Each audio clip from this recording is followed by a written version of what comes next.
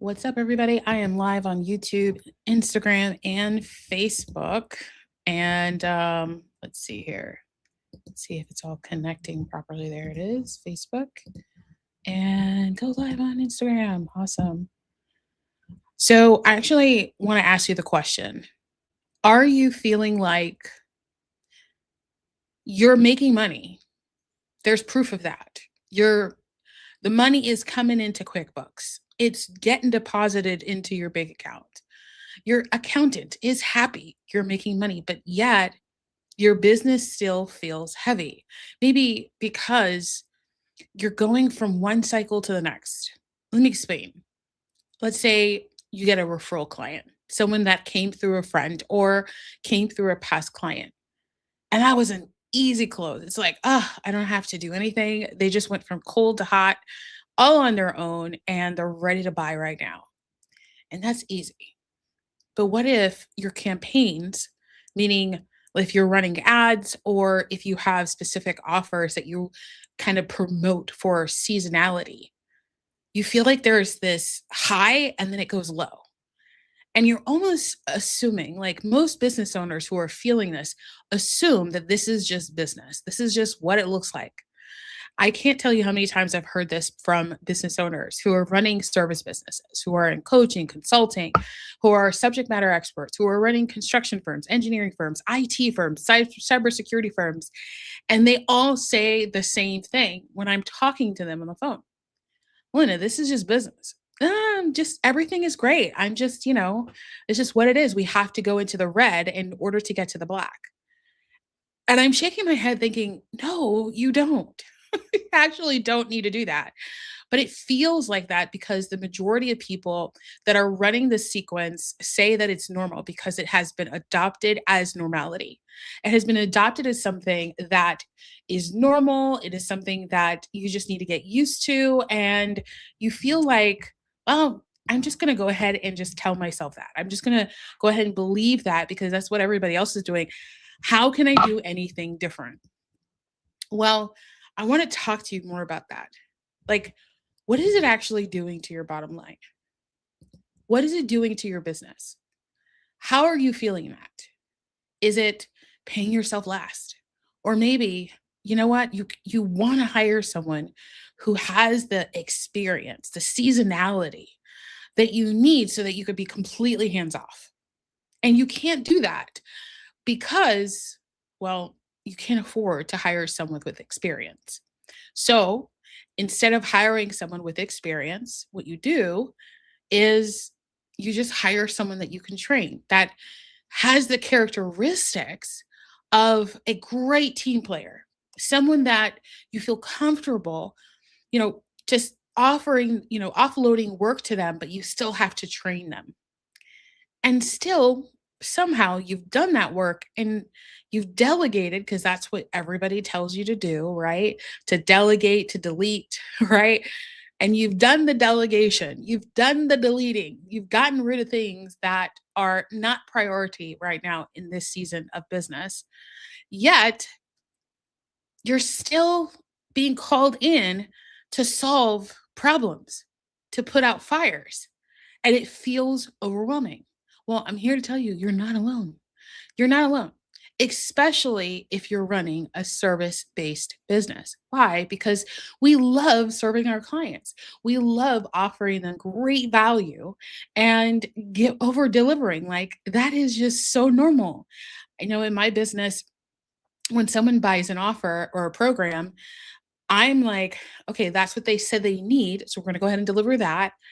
And I'm going to deliver all the other things so that they get the best outcome as possible, right? Because if we're in an environment and I surrounded by other entrepreneurs, business owners who have integrity, who are ethical, who want to see our clients win. That's what we're thinking. It's like, how can we help them get the result faster, easier, better? And sometimes that's adding in is over delivering. So you're trying to serve your clients, make sure that the experience is great because you feel like The way that your team shows up is an extension of how you should show up. Like if they do something, oh my gosh, it's got to look like this. The outcome has to look like this. I don't sometimes care, depending on the thing. I don't care how they get there, but as long as they get there and the client feels that we care about them. And this is all real.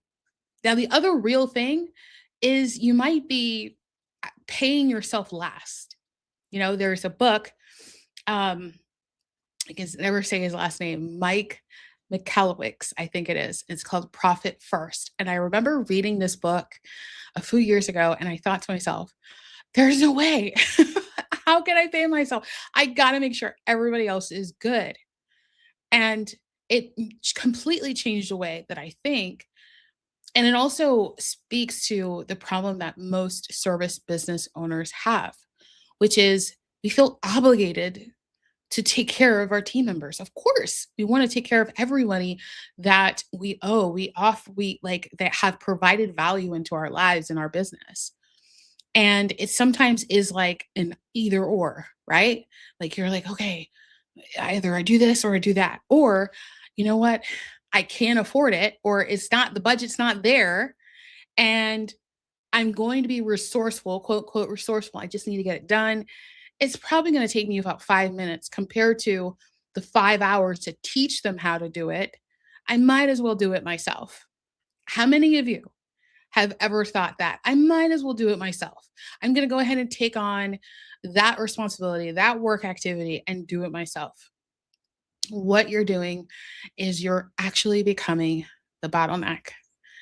You might be thinking to yourself at the end of quarter one, right? We're at the end of quarter one of 2026, and we're thinking to yourselves, oh my gosh, are we on track to achieve our revenue goals this year? Is everything, all the KPIs, are they aligning properly? And you're thinking to yourself, man, I think I need more leads. I think I need more clients. I think I need more, more, more, more. But what if you actually don't need more? What if you don't need more? What if it's just simple?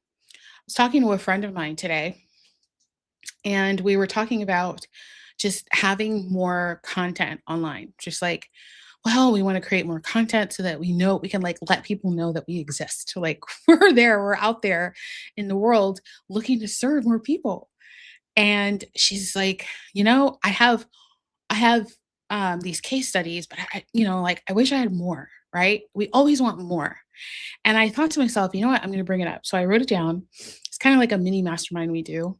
And so she was like, what do you think? And I said, I think you need to go back because I think, like, from knowing her, she's got a ton of experience and value that she can offer the world, and they just don't know about it. Like, I know about it because I talk to her frequently, and I'm sure her clients know about it because they talk to her frequently. So something's bothering me. But what's real is actually understanding where to put it, like where to put it, where to even look. You might be thinking to yourself, well, Melinda, I've only been in business for a few years. I don't have the case studies. I don't have the experience. Why would a public agency buy from me? Well, the reality is that it's not about you getting, having like thousands of referrals and testimonials or a whole book of experience.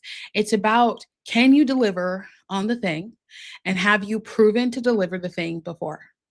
So if you're in construction, have you done a renovation? Have you done a fit up, an interior improvement? Have you done construction, new construction? Or have you put up a fence before? Have you, like, whatever it is in construction? If you're in engineering, have you done some CAD drawings or some renderings? Have you used, different newer softwares and technologies to get the output depending on the industry that you're in, whether it's in commercial construction or if you're in computer technology, whatever that engineering is. And then consulting, the same thing. If you're a consultant, and you might be thinking, well, for every single client, it's a different output. Like I customize it to that corporate agency or that corporate client, excuse me. That corporate client, like if you're selling to Ericsson or Motorola or, some corporate company that's private, and you might be thinking they're completely different every single time. Well, maybe, maybe. That's probable. But the underlying factors in terms of the skill sets and the scope of work, meaning the details to get the outcome that they want, are they the same? So if you're running a consulting company and let's say you consult businesses to install AI into their business, and every business needs something different, but what are the key elements that you employ into the system to get them the outcome? Oftentimes, more than often, they're the same thing, packaged differently for that client. One client, it may take, let's say, included in the program or the offer that you've developed for them, it's 20% of the work. Another client, it's 80%. Another client is 30%. Nonetheless, it's the same thing that you're installing into the business. It's just not contained in the same way. I was talking to a solar company, and they were like, "Well, we do. It's just like we really don't do government." And I was like, "Well, let's talk about it. What do you do?" Well, we do residential. Okay. Well, we do commercial buildings where we put solar systems on top of flat roofs. Oh my gosh, that's a huge deal. Do you know how many government buildings there that exist that could potentially want solar roofs that have like it's looking at the elements and seeing how it fits into your business. And I love looking at this way because two things happen. One is it simplifies your business because when you're able to systemize how people buy from you, meaning if you are selling the same service, it could be packaged differently, but your team is delivering the same thing. So if Mary is doing the marketing, I would say, let me keep it simple. Okay, so let's say we're bundling a bag of apples. So Mary is the one who gathers the apples, and then John, he's the one that puts it in the bag. And then Sue, she takes the whole bag with the apples and she just does a quality control. And then John, he actually ships it and delivers it. And so no matter how big that bag of apples is, it's still the same outcome. It doesn't matter. It's the same thing. So you might be thinking to yourself, well, I'm a speaker. Why would they hire a speaker? Or I'm a sales coach. Why would they hire a sales coach? Or I'm in operations. Like I teach people how to build operational systems to optimize their business. 100%. I mean, are you looking at the news? Right? So there's so many different things that you could do. If you're in roofing, well, every building has a roof, right? Hopefully, God willing. Here in Florida, I'm in Orlando, so that's hit or miss, but the whole goal is for them to all have roofs. What about if you're doing concrete? Well, you already know there's tons of opportunities in concrete because, well, we walk on it, we drive on it, well, mostly it's like asphalt, but you get my point. If you're in lighting design, hello, you got holiday seasons galore. We've got Christmas and New Year's and different holidays depending on where, who celebrates what. Here in the United States, we celebrate the 4th of July. I'm seeing so many opportunities for lighting design online right now, or the last couple of months, because they usually secure those contractors months in advance so they can start designing the lighting features for July. So these are all opportunities for your business. Let's say if you're a courier, let's say all you do is you pick up and you deliver. Or if you're a trash company, like if you have a valet trash company, hello, everybody's got trash. If you're an embroiderer, if you're a company that does embroidery, if you're, gosh, I'm just like, I mean, I'm thinking of every contract I've ever seen. There's so many of them. And it's really amazing because it's not that you're giving up on what you're doing right now. You're adding a pipeline, an entire pipeline of opportunities into your sales funnel. And so now you can take a step back and not have to assume or hope or like you're just like punching out so much money into ads trying to get a client to convert. You already now know, because you're in public sector selling to school districts where your kids go to school, or maybe your neighbors' kids, colleges that need your services.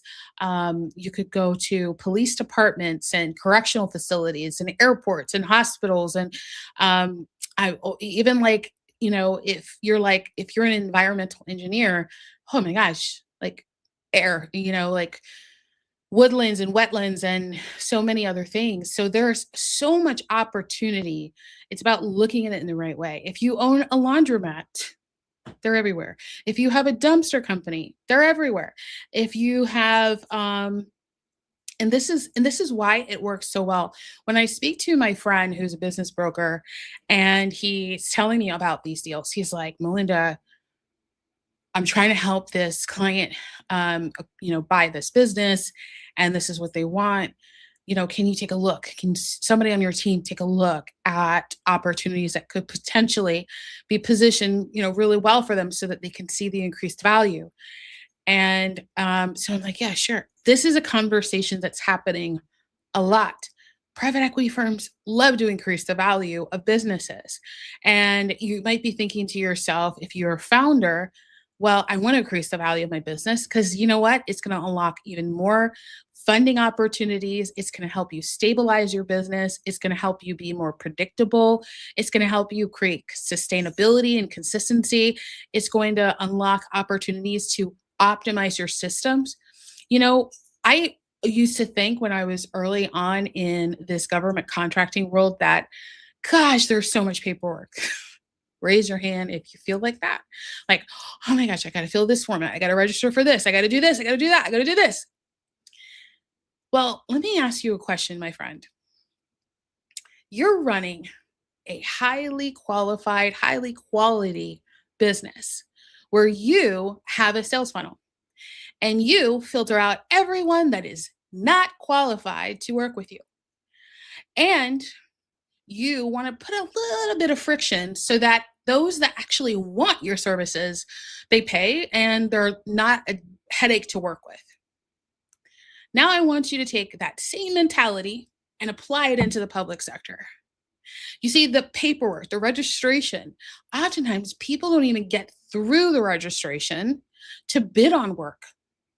They'll download an RFP, they'll get excited. They're like, oh my gosh, $1 million. I could totally do that. And they fill out the form and they never submit. Or they get halfway through registration. Oh, I have to get this and this and this and this. And it's usually the disorganized businesses who are not yet established that have the hardest problems. And see, now you have leverage. You already have your business set up. You have a business bank account, you have an EIN here in the United States, you need one. You already have set standards for how your business runs. All you're doing is taking that same information and getting registered. You don't have to do anything new. Typically, it's just giving them what you already have. You're not creating anything new. You're just giving them what you already have so that they can register you as a real business in their system. Now, what's really fun, two things happen what's really fun. One is sometimes they'll reach out to you directly once you're registered, depending on the service you offer, the codes that you select. It's insane. And no, I am not talking just sam.gov. I'll talk about sam.gov in a second. But this is about getting registered, registering your business in the agencies that buy what you sell. Simple task. Really doesn't take very long because you already have everything that they're going to ask you for. You have a bank account, you have an EIN number, you have an LLC or an Inc. You have your own how you tax your business. You have the number of employees and contractors because that's what you pay. You already have all of these elements to register your business. It doesn't take a lot of time. And so what I want to share is this is how they qualify a business to do business with them. Because why? I had a procurement manager. Well, I had several procurement managers that I interviewed on my podcast. And one gentleman said to me, he said, we are looking at who's going to make the best sense for the money that we are about to invest. Like we're making an investment. We're making an investment in my hard earned money. That's what he said. My earned hard taxes. We're making an investment using my family's, my neighbors investment. It's an investment. So we're looking for the best fit contractors who are going to help us get the results and it'll be easy to work with. Who's not like who is easier than an established business? Like it just gets so much easier. Now, what's the next thing after registration? The next thing after registration is business development. I'm going to say something you more likely have never heard because of my experience that's different, which is working in corporate America, doing this exact thing, helping multi-billion dollar brands get these results, and then opening a consulting agency that gets these results for our clients and now advisory. So all of that saying we not only get results for billion dollar brands, we get results for 6, 7, 8, and 9-figure businesses as well. Because it's the same formula. It feels different. It's the same. So once you register your business, you're going to do business development. What does that mean? It means connecting. It means networking. It means figuring out who could potentially be a good partner, finding out who those good partners are going to be, and who your competition is going to be, and what's your differentiator. These are conversations you already know how to do in your business. You're just employing the conversations into a structure that helps you get forward and along in the government world. After business development, you're going to have opportunities. So, one of the things that is included in our programs is we give our clients pipelines. Okay. We give them a fiscal year of pipeline opportunities completely customized to their business. Why? Because we want you not to be like everyone else, be like the 1%, right? So, like, don't be like everyone else waiting for the opportunity to drop. No, that is the worst place to be. Instead, be where the 1% are hanging out, which is having conversations with actual procurement managers, going to different events, industry days, and having conversations with other vendors. There's so much opportunity that opens up once you step into the right room. So once you've done that, now you know ahead of time. Like, when was the last time that you were able to predict what opportunities would be the right fit for your business? Put in the chat. What was the last time that you had the ability to predict what opportunities would be the best fit for your business? I am going to assume rare, because this is a question that I commonly ask during our, webinars, our trainings, our one-to-one sessions with our clients, and it blows their mind once they see what's possible. That one of our clients, she was able to achieve her annual revenue in less than 90 days, or previous year in less than 90 days. It wasn't because she just got registered and sat and waited for the opportunities to drop. It was because we positioned her in the right space and helped her stand out as the right fit. We also gave her potential opportunities that her company could bid on months ahead of them dropping. And what that does is that gives you clarity as to what's necessary in order to be in those environments to close. Now, you might be thinking to yourself, what about competition? Well, one of my clients, another client, she actually was running a 6-figure business and was interested in bidding on $1 million contract. And she had the experience. She had years of experience, both corporate and in her solo business. And she was going up against bigger firms just based off what we knew of the services that specific contract required. So, you know, as an expert, what you're capable of doing in your business. So she looked at it and she was like, I'm capable of it, but I know that there's going to be bigger firms that go after this. So we planned for it. We didn't hide the fact that she was small. We actually use it to amplify her voice. We said in the messaging, she's a small business and she's going to be hands-on. One of the downsides, one of the weaknesses is for a larger organization is they can't be hands-on.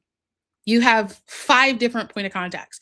One for the project, one for accounting, one for billing, one for this, one for that, and it's just like, oh, it could be heavy for someone. Give them an idea. Help them understand why you should stand out. And that's what we do next. That's how we respond. And so what happened is for that specific client, she went ahead and she closed that contract. She got awarded that contract. It was $1 million contract. And her competition, guys, 11 competitors. 11 competitors. She was the only solo.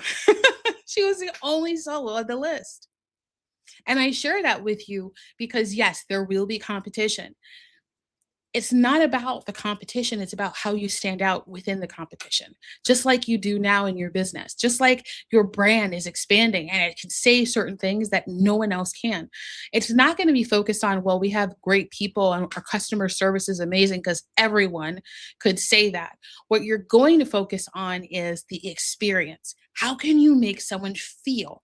You see, I think that I really have this prediction that high ticket premium offer deliverers, people who sell premium offers and high ticket, have a better way, a better understanding of value.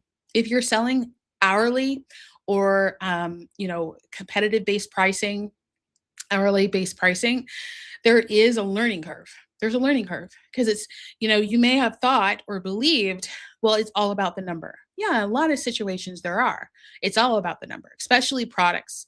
If you're running a product based business where you're selling a mouse or a keyboard or a mic, yes, it's going to be about the price. But if it's a service, and you deliver excellence on that service. And this is what the outcome you get for them. And you have a relationship with that buyer and you educate them on what's necessary to get the outcome before the opportunity becomes an opportunity. It changes the game. So these are strategies that more likely you've never heard before. And that's why I'm sharing them with you because I want you to stand out in your marketplace. Marketplace, in both spaces, in both the private sector, the non government space, and the government space, where you can actually create impact in your communities, working with schools. I mean, wouldn't it be so cool? You got your kids in the back seat and you're driving, you're like, hey, honey, look, that building, look at that office building, look at this, look at that mommy or daddy was able to participate or engage and that helped that be better. It becomes legacy in the making. It's real. It's something that's a monument of how powerful and how courageous your business is in a sea of sameness where everybody else is doing the same thing. Everybody's going after your clients. Everybody is basically mocking your website, your social media strategy, trying to steal your client, your team, all of that. But in the government sector, guess what matters? Value, what your team, what your company can provide. So I have an offer for you. Oh, what's up, Anne? How you doing? I have an offer for you. This is an opportunity for you to participate in a strategy session. You might be thinking to yourself, well, Melinda, you talked a lot of things. And I want to know specifically for my business, how is this going to work? Well, I'm having an upcoming event on the 27th. So it's going to be Friday the 27th at 11 a.m. Eastern Standard Time. And during this session, I'm going to share with you, we're actually going to do real-time strategy. So for those that join and they share what their industry is in real time, this is something that I would typically charge $5,000 for that I'm doing in real time for free. So you definitely want to be there. And so all you need to do is simply register, get your ticket, make sure that you're there, and go ahead and just make sure that you answer one question in the form, which is your number one challenge in your industry. And during the live session, you can ask questions. And guess what I'll do? I'll answer them specifically for your business. Here's the thing, guys. There's a lot of information. You could chat GPT your life away and just find out all the information you think you need. But nothing is going to be more customized than its human experience.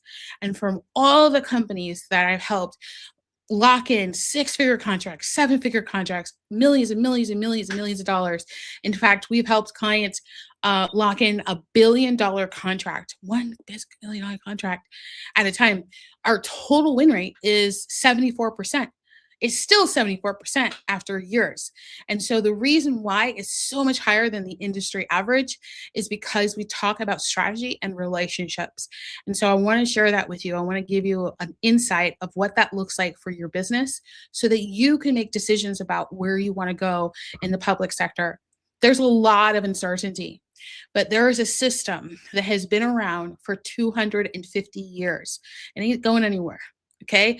This is a system that is already locked in, tied up, and it's going to be running for a long time. And so this number one goal is to invest in communities. So why not participate and create a legacy? If you don't like something going on in your community, why don't you be a part of the solution? Why don't you be a voice that they can hear? And this is a way to do that. So solving a problem in your business by getting more free time, systemizing your business, structuring it, because listen, you're trying to move forward, but you feel like all you're doing is just carrying a lot of heavy things in your business, and you just need to let them go and focus on what's going to convert for your business. Later on, we can go ahead and diversify and do all these things. But right now, let's go ahead and tap into a market that doesn't shudder. It doesn't get squeamish. It doesn't go fear tactic. Okay. During the pandemic, they were still buying. In fact, they increased their buying during the pandemic. During the pandemic during 2008, they were still buying. There were several companies that I know of that I've had conversations that were running businesses during that time, and a government contract saved their business. So if you're thinking to yourself, what do I do? How do I actually stabilize my business? I'm here to tell you, get a government contract. Why make it harder and more difficult for yourself? And just go ahead and step into something simpler, freer, and just it gives you a little bit more peace of mind than you already have. And that way you get to choose how you step into private sector. You get to choose if you're going to run a campaign this quarter. You get to choose how you want to run your business versus the market choosing how you run your business.